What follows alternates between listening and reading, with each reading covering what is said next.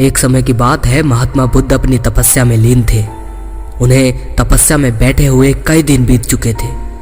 तभी एक शिकारी उस रास्ते जा रहा था। शिकारी ने महात्मा बुद्ध को पहचान लिया। शिकारी ने महात्मा बुद्ध के बारे में बहुत बढ़ाई सुनी थी, किंतु वह महात्मा बुद्ध की बढ़ाई से संतुष्ट नहीं था। उसने परीक्षा लेने के लिए सोचा।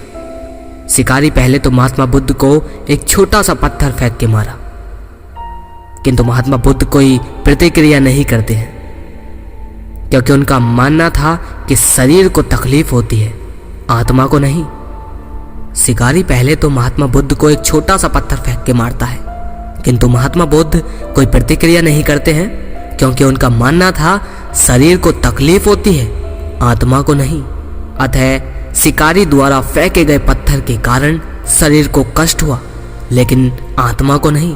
शिकारी कुछ समय सोचता रहा, महात्मा बुद्ध कुछ प्रतिक्रिया करेंगे, किंतु महात्मा बुद्ध अपनी तपस्या में लीन थे। उन्होंने कोई भी प्रतिक्रिया नहीं की।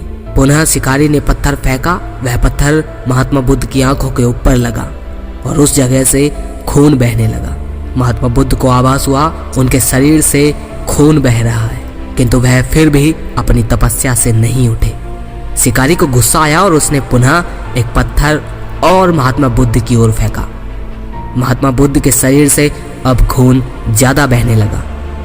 इतनी पीड़ा महसूस कर महात्मा बुद्ध की आंखों से आंसू निकलने लगे। शिकारी ने महात्मा बुद्ध के पास जाकर पूछा, आपको जब मैंने पत्थर मारा तो आपने कोई प्रतिक्रिया नहीं दी। महात्मा बुद्ध ने बड़ी सरलता के साथ कहा, क्योंकि इससे मेरे शरीर को कष्ट हुआ है, मेरे मन को नहीं।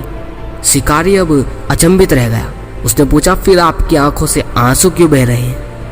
इस पर महात्मा बुद्ध ने दोबारा कहा, तुम्हारे द्वारा किए गए अनुचित कार्य के परिणाम के बारे में मेरा मस्तिष्क, मेरी आत्मा विचार कर रो रही है। तुमने इतना बड़ा पाप किया है, तुम्हें कैसी सजा मिलेगी?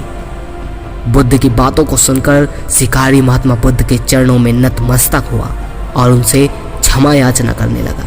महात्मा बुद्ध बहुत ही सरल और क्षमाशील व्यक्ति थे। उन्होंने तुरंत शिकारी को क्षमा कर दिया और अपना आशीर्वाद दिया। वह शिकारी महात्मा बुद्ध का आशीर्वाद पाकर एक महान व्यक्ति और साधक के रूप में जीवन व्यतीत करने लगा। दोस्तों, महात्मा बुद्ध की ये छोटी सी कहानी कैसी लगी कमेंट बॉक्स में ज़रूर बताएं। अगली वीडियो में फिर मिलते हैं। जय श्री कृष्ण।